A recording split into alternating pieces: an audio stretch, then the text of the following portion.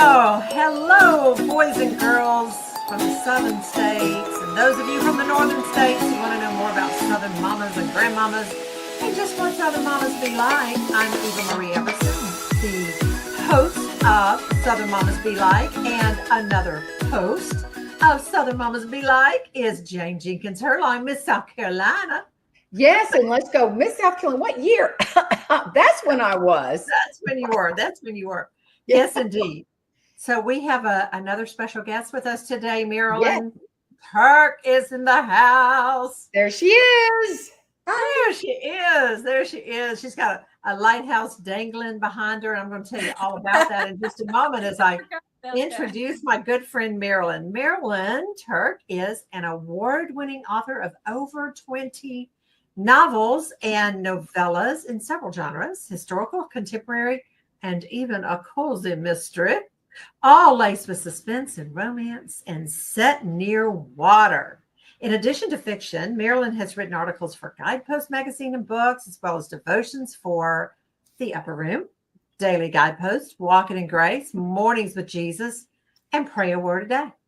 She and her husband are lighthouse enthusiasts, thus the lighthouse dangling over her head, and they have visited over 100 lighthouses. Welcome, Marilyn. Thank you. Hi. We're glad to have you, girlfriend. I should Yes, tell we are. In space. That's it's a fan pull. Yeah, I have hummingbirds that are hovering over me, and you have a lighthouse, and I'm not sure what that is. Jane's got hovering over there, but all good Southern women have something hovering, that's for sure. A spider web, probably. So, okay, Marilyn, here's your first question, and this is probably the most important question of the day. How do you spell mama? M-A-M-A or M-O-M-M-A? I spell it A-M-A, but I pronounce both of them the same way. Right. So you spell it M-A-M-A? Yes. I know this team. Yes. Hi. Yeah, this is 3, and I've only got 1. Yeah, 3-1, 3-1. So, and I am keeping score. I just want you to know that. Winning. Yeah, I'm winning. Yeah, it's so funny that we do spell that differently, and I think maybe it has to do with region. I'm not 100% sure, but that answers question number 1 in a very positive light, I might add. Yes, but I want to know a story about your mama, Marilyn, or a grandmama, or something special to you. Okay, well, I'll tell you about my grandmother, because I think this is probably more interesting than anything I can think about from my mother right now. But my grandmother was poor, but I didn't know that. As a child, I just knew she lived in a different house in a different place. But she lived in a small unpainted house outside the city limits of Bogalusa, Louisiana.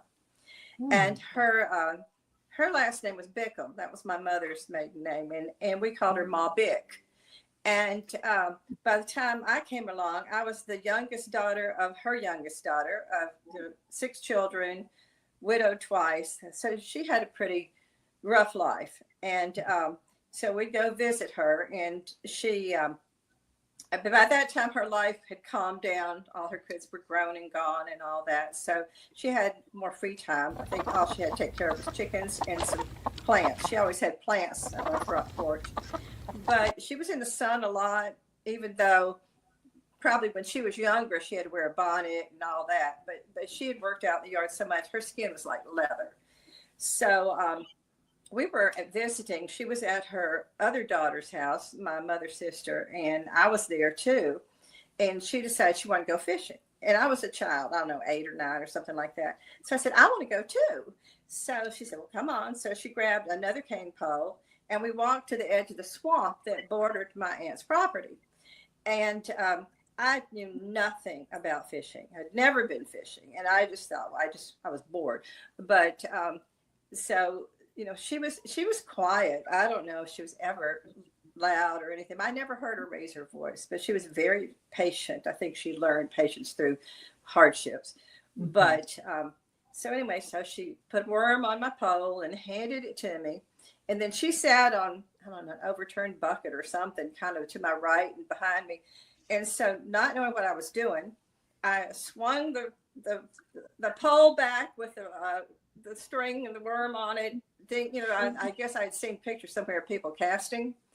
So I swung it back, and then I was pulling. It was hung up, and I was pulling. I'm like, and then I heard her say, "Honey, don't pull anymore." And I turned around, and I had hooked her in the face. Oh no! And You caught a big one. her skin was that tough, and so she was kind of like, "Oh, just wait a minute," And I'm like, I was terrified. I just thought I had killed her. But somehow she got that hook out, and I think I must have run for the house. Like, yeah, I killed Grandma. I'm sure you did. I'm sure you did. Oh, Yeah, my. the first time I went fishing with my grandmother, I got a nibble. I threw the whole thing in the water. I was terrified. I didn't know what to do, but I love that I story. started dating my husband, Chuck. So there was quite a few years in between. I guess there were. So how do you think your Southern mama, your Southern grandmama, how did they influence you as a writer, as a novelist? I think because they were tough, they were persistent and determined. They were survivors, and I think they both learned independence. My grandmother's second husband died when my mother was 14. And so she was at home as the youngest with her mother in that little house and was bored and couldn't wait to get out of town. So she moved to the big city, the state capital of Baton Rouge, and she moved into a boarding house, which was where people lived before apartments. Single woman, and she got a job at the Baton Rouge state capitol working there. And that's where she ended up meeting my father. But that was pretty bold to just pick up and leave town as a single woman, probably in the 1930s or something. So when I think about when I graduated from college in Baton Rouge, I was bored with being in Baton Rouge. It was much bigger then, a couple of 100,000 people. But I saw the same people all the time, and I needed something new. So I picked up and moved to the big city of Atlanta by myself. And mother didn't like it, but she didn't protest a lot. And later I realized she did the same thing. Yeah. She just moved in Louisiana. I moved, from Louisiana to Georgia. And so I think it's that independent streak and that willingness to try something new that gave me that desire. And also, one of the things that you could do whatever you make up your mind to do. So that was the next question. But that's what I heard, that if I determined to do something, my father always said, "You're stubborn enough to do it." But I thought that was an insult until I looked up the word stubborn. It means persistent. So and for me, it could be both. But I think that's what influenced me to try something new and to not be afraid to try something new. Mm-hmm. How about a favorite expression? Can you recall something special from a family member, grandmama or mama? Well, that was one of the things that don't be afraid to, you can do whatever you set your mind to do. Yeah. And of course, mother always said, go put on some lipstick. So. Yeah, that's kind of standard, even to go to the mail, go put on some lipstick. Yeah, that's right. Honey, no matter what's going on in the world, just go put on some lipstick. It'll all be okay. Yeah, that's right. That's right. Well, so Marilyn, tell us about your latest project, what you got going on right now. I am working on a World War II book set in Gibraltar. I was thinking that I like to find settings that are rather unique, haven't been written about before, and I'm interested in World War II, even though maybe a lot of people aren't, but I am, because I love the research. I love learning things. And so this book is set in Gibraltar, which was a territory of Great Britain. And it has to do with an American female journalist who was the first female journalist there, and it happened to be American. It's a British territory, so there weren't a lot of Americans there. And she's there before America gets in the war, but Britain is in the war. So it's like 1939 to 1940. And she's had a lot of difficulty. She's kind of traveled through Europe to get to a safe place because she was trying to outrun Hitler coming penetrating Europe. And so she ends up in Gibraltar, which is attached south of Spain. And she's trying to get her stories back to her publisher, or she works for the, I think, NBC News as a correspondent. So she had to call in her stories, and she did get a whole lot of cooperation with other governments as she was trying to do her job. She also gets wind of a rumor that there are spies in Gibraltar. And, there are tunnels being built under Gibraltar, which is where the British have a whole city underneath the Rock of Gibraltar. Mm-hmm. So they're doing that without trying to keep other people from finding out, like Spain, who's watching them and all that. So anyway, she hears rumors about this. There's also a secret room that they're building that no one's supposed to know about. But she gets, wind of it. And so she's trying to find out, and she gets herself in trouble as a result. So that's kind of the gist of the story. That's the gist of the story. The guy that, and of course there has to be a love interest, and it's a Scottish engineer who's in charge of construction. So, he's pretty cool. All right. All right. Interesting. Well, tell me about, if you had to give advice for a writer, what would it be? Read books. And read the books that you like, and then look at what the author did right. So learn the instruction, learn the craft by either going online in classes, going to conferences where you can take classes, and just keep learning. You're always going to learn. You keep your mind sharp that way to it, but you're always going to need to learn. You learn one thing. It's kind of like a progression. You learn one thing and then realize there's something else you need to know. And especially with all the new technology coming out, you're always needing to learn new stuff. And I love that. I think you can always learn. I have speaker friends that say that they go to conferences, they know everything. And then I'll see them and they'll say, I got my one thing.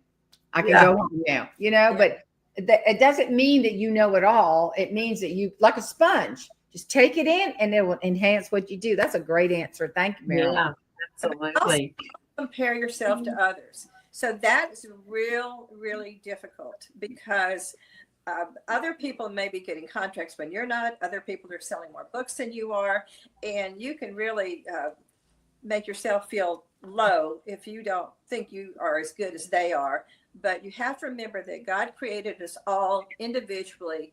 We all have different gifts and abilities and skills, and we are not the same as everybody else. God wants us to use what he gave us and not what he gave somebody else. Right. And something that I learned to that end is that as soon as you look at somebody else and say, well, they're doing this and I'm only doing that, there is somebody looking at you saying the very same thing. Well, why does she get to and I don't? So we're just supposed to be our individual selves. Like, Jesus said to Peter in John 21, when he looked back at John, he says, well, what about him? And he said, what is that to you? Right. So you don't worry about him. I'll worry about him. You only have to worry about yourself. I think about that a lot. It's guys like, that has nothing to do with you. Has nothing to do with you. Yeah. That's right. That's right. Well, Marilyn, thank you so much for joining us today. This has been great. And we look forward to hearing about, more about this Rock of Gibraltar novel that you've got going. And it does sound so interesting. It's a little bit of a different take than what you usually get in World War II.